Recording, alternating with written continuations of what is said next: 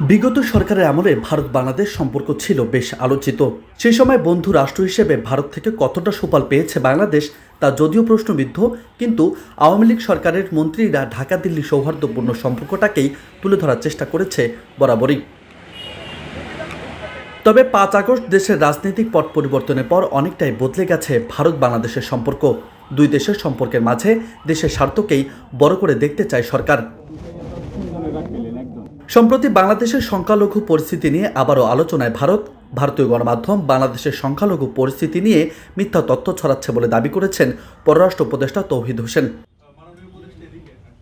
সোমবার বিকেলে রাষ্ট্রীয় অতিথি ভবন পদ্মায় বিভিন্ন দেশের রাষ্ট্রদূতদের বাংলাদেশের বর্তমান পরিস্থিতি জানানো শেষে গণমাধ্যম কর্মীদের সঙ্গে আলাপকালে এ দাবি করেন তিনি।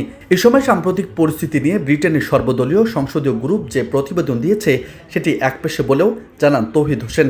হিন্দু বলে কথা নয়, মুসলিম বলে কথা নয়, আমরা সবাইকে সমান চোখে দেখব এবং এই মেসেজটা আমরা সবাইকেই দিতে চাই, পার্টিকুলার কোনো একটা অংশকে না, সবাইকে এই মেসেজটা দিতে চেয়েছি এবং এটাও আমরা বলেছি যে এ ব্যাপারে আইনটার গতিতে চলবে এবং সেখানে যদি কেউ বিশৃঙ্খলা সৃষ্টির চেষ্টা করে অবশ্যই সেটাকে শক্ত হাতে দমন করা হবে। এই মেসেজটা সবার কাছে গেছে। এখন আপনি যেটা বলছেন যে পার্টিকুলার কাউকে, এটা আমরা যখন সরকারি পর্যায়ে যখন কোনো রিয়াকশন আমরা দেখি, আমরা সেটা প্রতিবাদ করি সরকারিভাবে, সেটাই। আর বাকিটুকু আমরা ইন জেনারেল টার্মসে আজকে কথা বলছি। এদিকে ৫ আগস্টের পরে ও আগে ঢাকা দিল্লির সম্পর্ক এক নয় উল্লেখ করে ভারতের সাথে একটা সুসম্পর্ক চায় বাংলাদেশ বলে জানিয়েছেন পররাষ্ট্র উপদেষ্টা। এছাড়া ভারত ও বাংলাদেশের সম্পর্ক এগিয়ে যাবে নিজেদের স্বার্থ অনুযায়ী বলেও প্রত্যাশা করেন তিনি।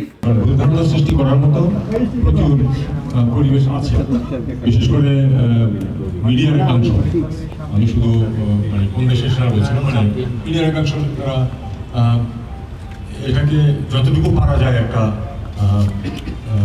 খারাপ পরিস্থিতির দিকে নিয়ে যাওয়ার চেষ্টা করেছে। কাজে আমার মনে হয়েছে যে আমাদের যে ডিপ্লোম্যাটিক কমিউনিটি আছে তাদেরকে বিষয়টা একটা ব্যাখ্যা দেওয়া প্রয়োজন, যাতে তারা প্রকৃত অবস্থাটা বুঝতে পারে। আমি এটা জানি যে তাদের নিজেদেরও কিছু মেকানিজম আছে তথ্য সংগ্রহে, কিন্তু আমাদের অবস্থানটা পরিষ্কার করার জন্য আমি তাদেরকে আজকে ডেকেছি। একটু শর্ট নোটিসে গত ব্যাচ বলা হয়েছে, আজকে তারা এসেছে, মোটামুটি প্রায় সবাই এসেছে। সেখানে আমরা আমাদের অবস্থানটাকে ব্যাখ্যা করেছি। আমরা বলেছি যে আমাদের বলেছি, তারপরে আপনি কিছু প্রশ্ন উত্তর দেবো। আমরা বলেছি যে আমাদের এই সাম্প্রদায়িক সম্প্রীতি হচ্ছে আমাদের সমাজের অংশ এবং সরকার এটা বজায় রাখতে দৃঢ় প্রতিজ্ঞ। কোনো মানুষ তার ধর্মীয় বা সাম্প্রদায়িক পরিচয়ের কারণে নিগৃহীত হবে না, এটা আমরা অবশ্যই নিশ্চিত করবো। এবং আমরা এটাও বলেছি যে যে সরকার আছে তারা এক্ষেত্রে উল্লেখযোগ্য সাফল্য দেখিয়েছে গত প্রায় 4 মাস সময়। অন্যদিকে দেশে কোনো ধরনের সাম্প্রদায়িক কার্যকলাপ বরদাস্ত করবে না সরকার। কেউ বিশৃঙ্খলা তৈরি করার চেষ্টা করলে সরকার সেটিকে কঠোর হাতে দমন করবে বলেও হুঁশিয়ারি দেন পররাষ্ট্র উপদেষ্টা। রাজু আহমেদ, বার্তা 24।